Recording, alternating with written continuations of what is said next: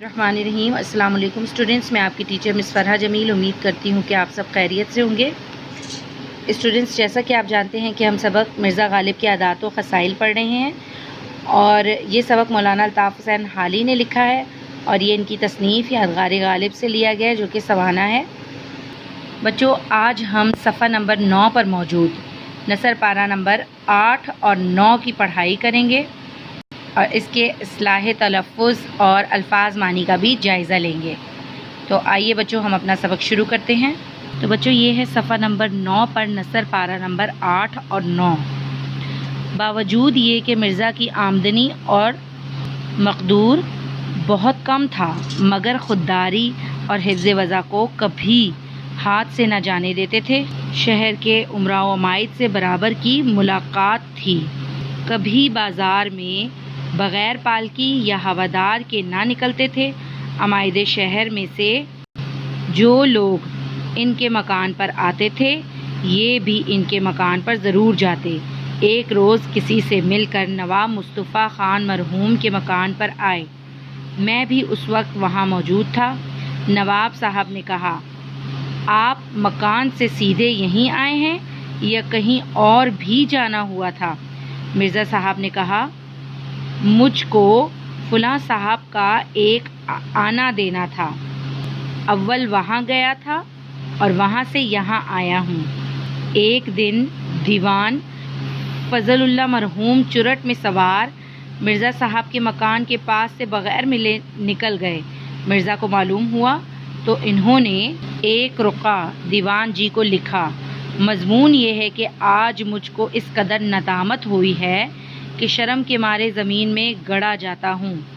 اس سے زیادہ اور کیا نالائکی ہو سکتی ہے کہ آپ کبھی نہ کبھی تو اس طرف سے گزریں اور میں سلام کو حاضر نہ ہوں۔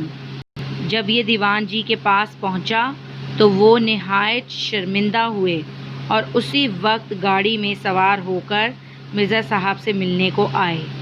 تو بچوں، یہ ہم نے صفحہ نمبر 9 پر نثر پارہ نمبر 8 اور 9 پڑھا۔ آئیے اصلاح تلفظ کی طرف جاتے ہیں۔ مقدور، چرٹ، فلاں، ندامت،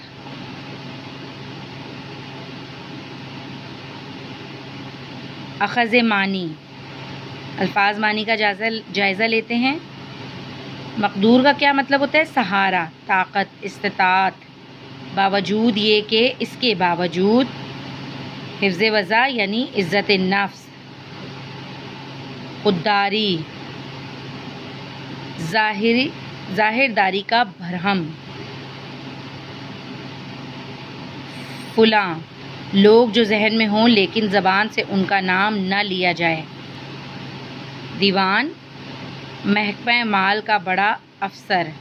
ندامت، شرمندگی، شرم کے مارے زمین میں گڑے جانا یعنی سخت شرمندگی محسوس کرنا۔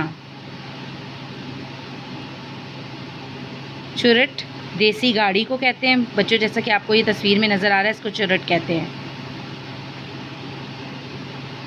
رتھ، یہ بھی دیسی گاڑی ہوتی ہے۔ چرٹ رتھ کو ہی کہتے ہیں جو کہ دیسی گاڑی ہوتی ہے۔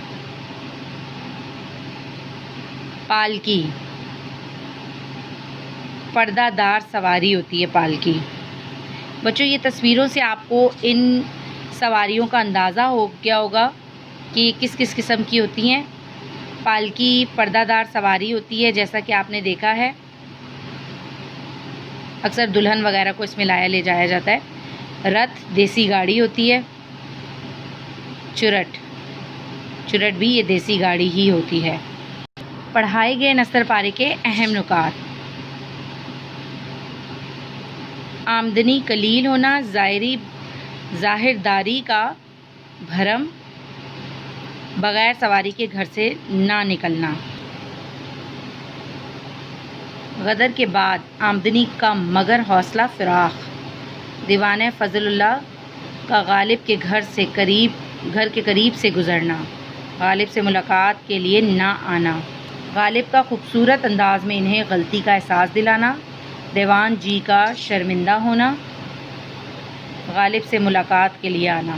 تو بچوں ان دو نثر پاروں میں کیا بتایا گیا کہ مرزا صاحب کی آمدنی چونکہ اتنی کم تھی اور اتنی قلیل آمدنی کے باوجود بھی انہوں نے اپنا رکھ رکھاؤ بہت اچھے سے کیا، اور بہت سے عمرہ اور عمائدین ان کے گھر آتے جاتے رہتے تھے اور یہ بھی ان کے گھر جاتے رہتے تھے۔